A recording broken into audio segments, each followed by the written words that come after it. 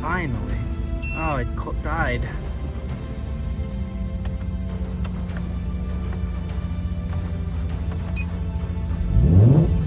There you go. Whew, okay, it started. 1 minute later. Welcome back to another video on Sal's Garage.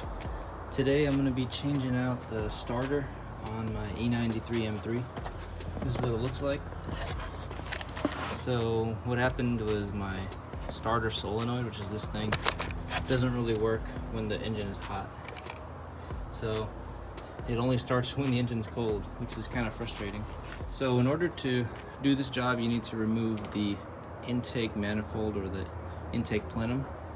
To remove this plenum, I've already done a video on that. I'll post a link to that video in the card so you can check that out.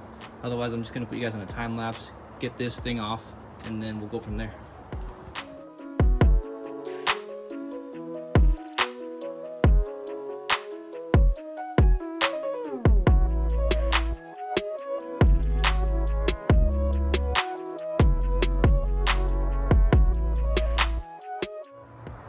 Okay, so we got the plenum off.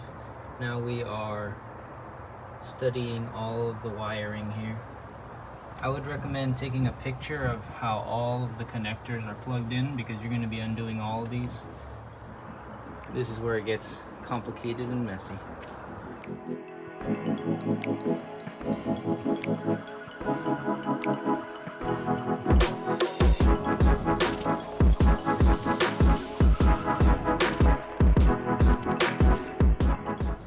So I removed this horseshoe off of the secondary air pump over here, because we got to take off that.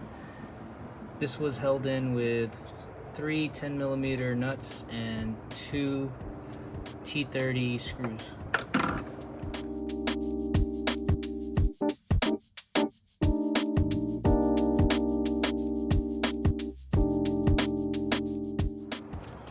There's one connector in the back.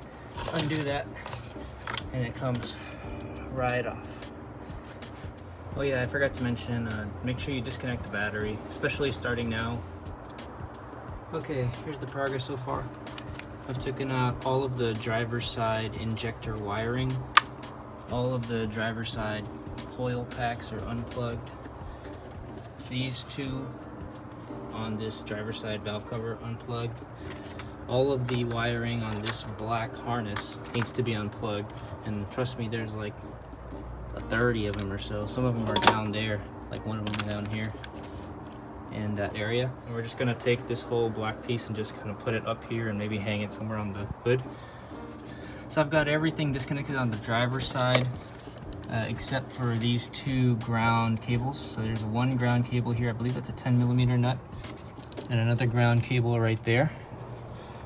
That's another 10mm nut as well. Once you take out those ground cables, then I can take out this whole entire wiring harness from the driver's side to give me more space to remove this black piece of plastic that holds all the wiring looms.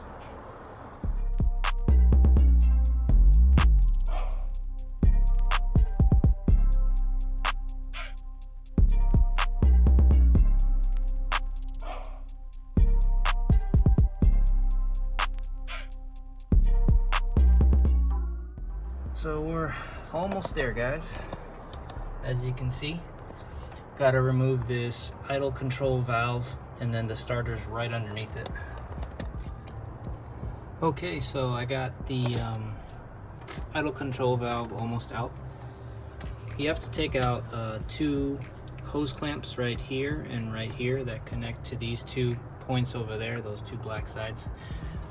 This elbow connects to it, and they are all using one-time use hose clamps, these ones. So you'll have to cut these off in order to get your idle control valve off. Once you have it off, there's just 2 rubber grommets over there, and there's the starter right over there. But now that I have the idle control valve off, this is one of the common failure points. As you can see, mine here, it's pretty dirty.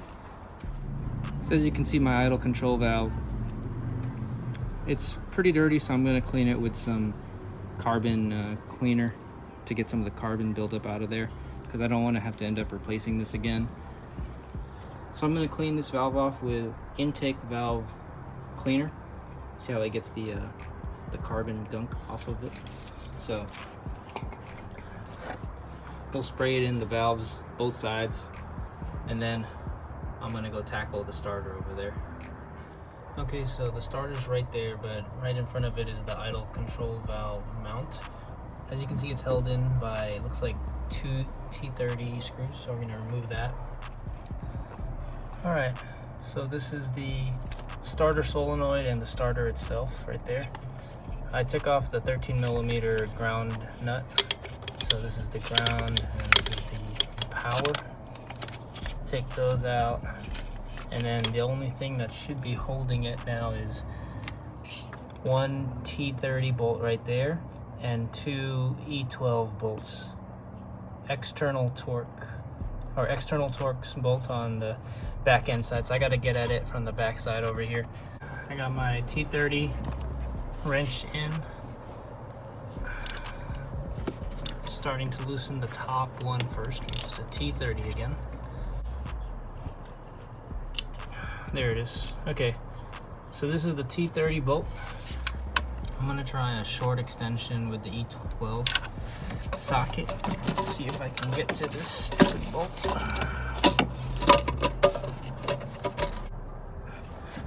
This one's on tighter than the T30, so I might need to use 2 hands.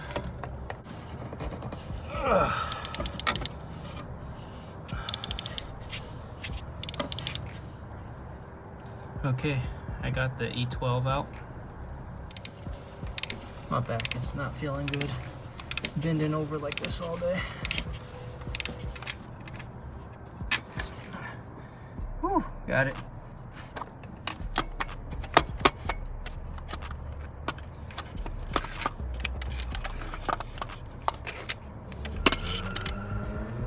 Here's the starter.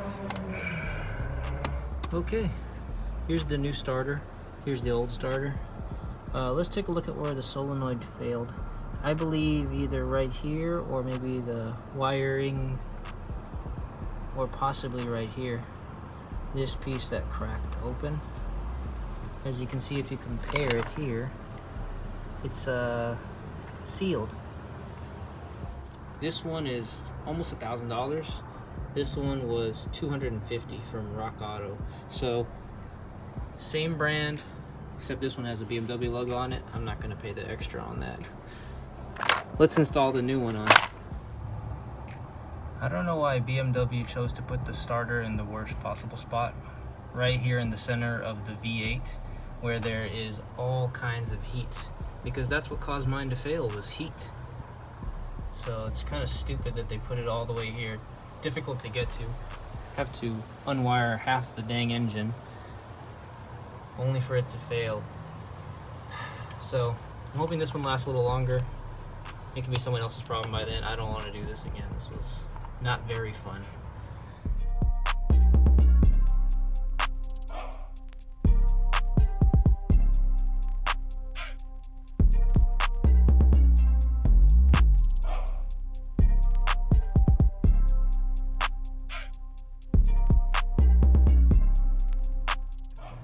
Alright, so I tightened all the bolts for the new starter and it's now in place. Now I just gotta put back the cables that connect to it.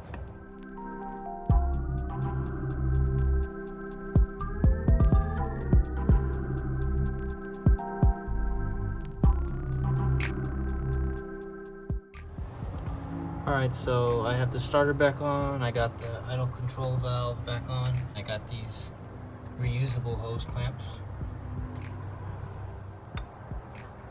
But finding out where all the wires go, that's gonna be a pain in the ass, I'll tell you that. So let's keep on going. I think I'm gonna go ahead and put the fuel vent breather valve back on, which is right over here. Okay, so I basically put the wiring harness back onto the studs. Now I need to figure out where all the wiring goes and from there I'll put on the 10mm nuts that hold the center wiring harness to the engine. As far as I know, I got everything connected back to where they should be. Did a lot of double checking and triple checking. But yeah, we'll find out when I start the car if there's any error codes. Now I just have to put the intake, airbox, and the plenum back on, and we'll be able to start the car and hope it works.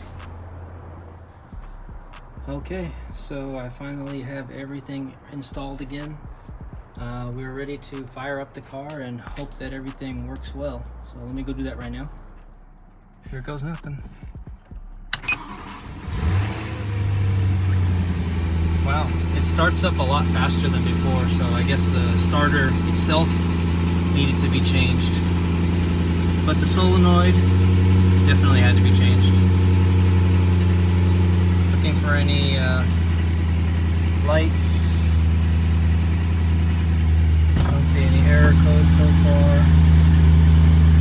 All systems okay. If you made it to the end of this video, thank you so much, and I appreciate all you guys for watching. If you have any questions, please let me know. Thank you so much for watching, and please like, comment, and subscribe, and I'll see you all in the next video.